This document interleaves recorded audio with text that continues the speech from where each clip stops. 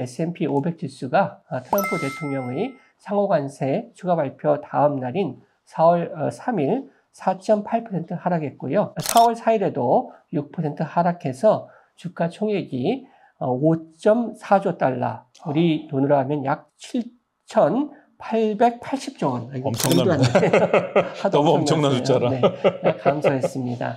월스트리트저널이 3월 27일부터 4월 1일까지 시행한 미국인에 대한 여론조사 결과가 아주 흥미로운데요. 네. 트럼프 대통령의 경제정책에 대한 불신 비율이 52%가 되겠습니다. 경제정책에 대한 불만이 최근 크게 늘어난 것이라 이렇게 이야기할 수 있겠습니다. 트럼프에 대한 열성적인 지지층에서는 지지율의 변화가 없는 반면에 일반 공화당 지지층에서는 트럼프 대통령의 업무 수행에 대한 지지율이 올해 2월 80%에서 4월 60% 중반으로 하락했고요. 팟캐스트에서 트럼프 대통령이 관세 부과로 미국 경제가 불황에 빠지게 되면은 2026년 중간선거에서 공화당이 피바다를 맞게 될 수도 있다, 이렇게 경고하기도 했습니다. 냉전 시대 소련과 중국이 경제 정책에서 철저히 실패했는데 구호가 나빠서가 아니라 경제 원리에 맞지 않기 때문에 실패한 건데 말이죠. 그렇습니다. 트럼프의 경제 정책이 과연 경제 원리에 맞는지 지금 많은 질문들을 던지고 있습니다. 네. 미스터 신뢰성 이진수 교수님, 오늘 어떤 주제가 준비되어 있습니까? 네, 오늘은 미국인들은 관세 폭등 이전에도 트럼프의 경제 계획에 대해 회의적이었다라는 월스트리트저널 기사를 중심으로 이야기해 보도록 하겠습니다. 네, 미국 트럼프 대통령이 4월 2일 미국으로 수출하는 국가들에 대해서 대규모 관세 인상을 발표했습니다. 어떠한 내용입니까? 네, 그 트럼프 대통령이 4월 2일 백악관에서 미국의 모든 수입품에 대해 10%의 보편 관세를 부과하고 유럽연합을 포함한 57개 교역국, 유럽연합이 27개국이니까요. 유럽연합의 참여국가를 별개로 볼 때는 83개 교역국에 대해서 보편 관세보다 높은 상호 관세를 부과하겠다고 발표했습니다. 보편 관세는 4월 5일부터 부과되기 시작했고요. 네. 상호 관세는 4월 9일부터 부과될 예정입니다. 우리나라는 상호 관세 부과국으로 25%의 상호 관세가 부과될 예정이고요. 다른 상호 관세 부과국으로는 중국 34%, 일본 24%, 유럽연합 20% 등이 있습니다. 네, 말이 25%지 뭐 1억이라고 그러면 2,500만 원인데 그러면 엄청나죠. 어마어마한 숫자입니다. 정상적으로 보이지 않습니다. 이런 트럼프 대통령의 관세 인상 조치에 대해서 다른 나라들도 놀랐을 것 같은데 어떤 반응인가요? 네, 뭐 전반적으로 황당하다 이런 반응들인데요.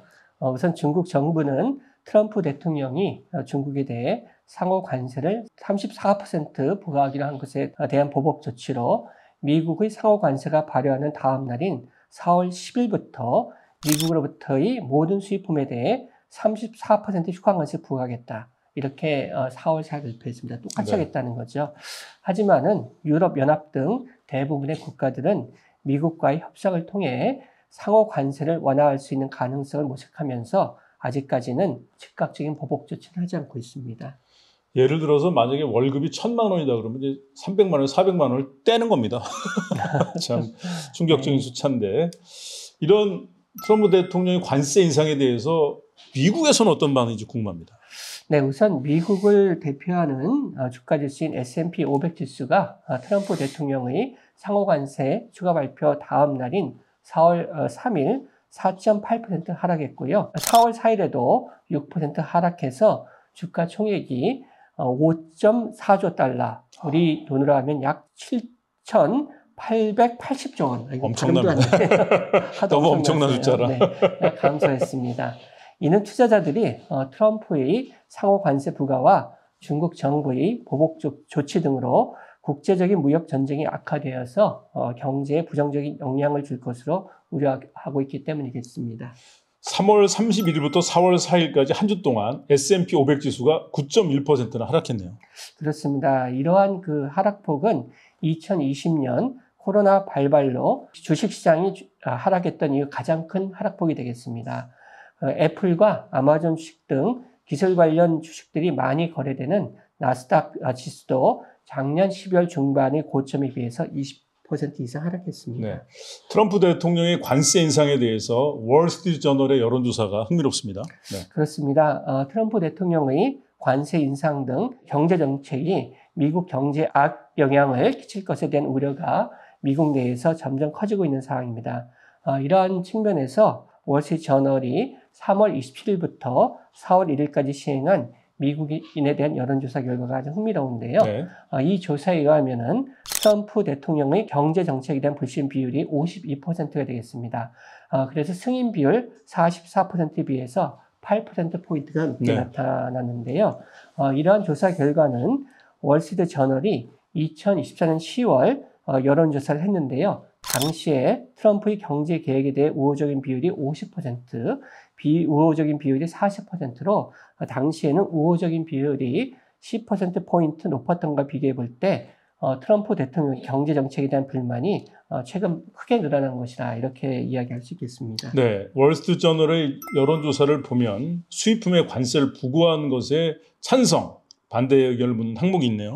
그렇습니다. 이번 4월 조사 결과에 의하면은 1월에 대비해서 찬성이 6%포인트 감소하고 반대가 8%포인트 증가했습니다. 그래서 결국 반대 여론이 50%가 네. 넘었거든요. 이러한 점에서 미국인들도 관세 부과에 대한 여론이 악화되고 있다. 이렇게 이야기할 수 있겠습니다.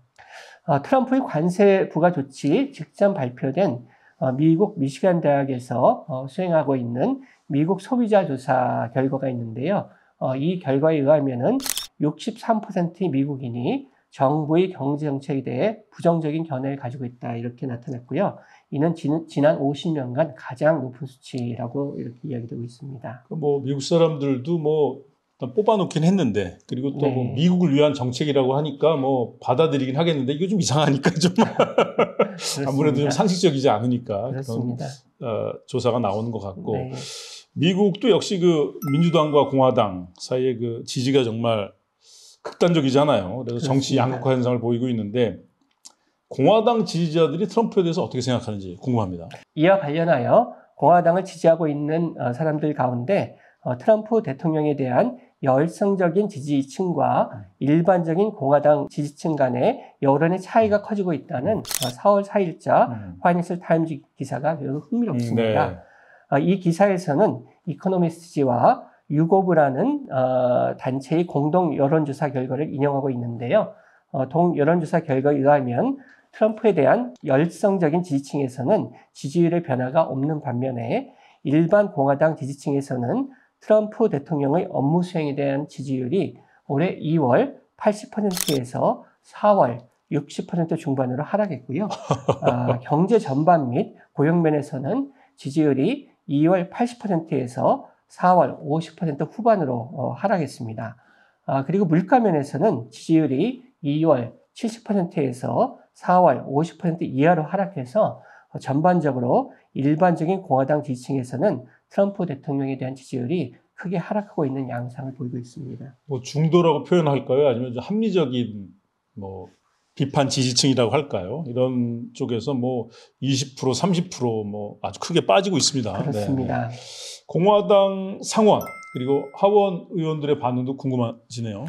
네, 그 대부분의 공화당 의원들은 트럼프 대통령의 관세 부과가 장기화될 경우에 경제에 영향을 줄 것을 우려하고 있지만은 관세 부과를 레버리지로 해서 외국과의 협상을 유리하게 하여 관세 부과가 장기화되지 않기를 바라면서 일단 지켜보자는 입장으로 이렇게 보입니다. 그렇지만 일부 공화당 의원들은 공개적으로 우려를 표명하거나 실제 조치를 하는 경우가 발생하기 시작했습니다. 그 친트럼프로 유명한 테드 크루즈 공화당 상원의원 4월 4일 자신의 팟캐스트에서 이제 한 발언이 좀 흥미롭네요. 네, 팟캐스트에서 크루즈 상원의원은 30일 후, 60일 후, 90일 후에 미국이 막대한 관세를 부과하고 미국 상품에 막대한 관세가 부과되는 시나리오가 있다고 하면 그것은 끔찍하며 경기 침체로 이어질 수 있다. 이렇게 이야기를 하면서요. 트럼프 대통령이 관세 부과로 미국 경제가 불황에 빠지게 되면은 2026년 중간선거에서 공화당이 피바다를 맞게 될 수도 있다. 이렇게 경고하기도 했습니다. 네. 피바다 이제 북한 방송에서 나오는 용어인데 네, 아마 봤는지 모르겠습니다. 그만큼 이제 아마 네, 심각하다는 얘기죠. 걱정되는가 봅니다. 네. 네. 그리고 그 현재 미국 상원은 그 공화당이 다수를 차지하고 있지 않습니까?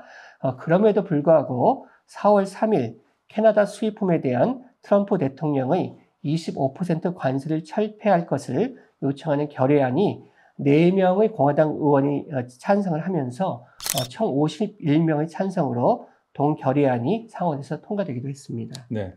미국도 이제 법치 국가라서 이제 대통령의 권한이라고 하는 것도 다 이제 법에 명시가 돼 있고 또 법의 해석이 있는데 과연 트럼프 대통령이 이렇게 광범위한 관세 부과를 할 수 있는가? 이런 권한이 있느냐? 여기에 대한 문제 제기가 있을 수밖에 없습니다.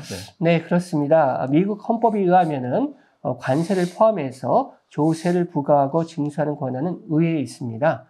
그런데 1917년 의회는 국제비상경제권한법을 제정해서요. 대통령이 미국의 국가안보, 외교정책 또는 경제에 비정상적이고 특별한 위협이 발생한 경우에는 수입을 제한할 수 있는 권한을 부여했습니다. 트럼프 대통령이 지난 2월에 이 법을 발동하여 펜타닐 유입을 지적하면서 캐나다, 멕시코, 중국에 대한 관세 인상을 정당화한 바도 있죠. 네. 그리고 이번에도 트럼프 대통령은 이 법을 다시 발동해서 미국의 대규모이고 지속적인 무역 적자가 국가의 안보와 경제적 안정을 위협한다고 하면서 대대적인 관세 추가 부과를 발표했었습니다. 네. 지난 4월 3일 플로리다주에서 심플리파이드라고 하는 이제 중소 문구회사가 트럼프 대통령의 관세 인상 조치가 대통령이 위임받은 권한을 넘어선 부당한 행정 조치다 이렇게 고등법원에 소송도 제기했네요. 그렇습니다. 이렇게 전반적인 관세 인상이 어떤 그 비정상적인 그러한 위기 상황과 연결이 안 된다는 얘기가 되겠고요. 이에 대해서 월스트리트저널은 4월 4일자 사설을 통해 동소송의 문제 제기가 강력한 근거가 있다 이렇게 의견을 내기도 했습니다. 네.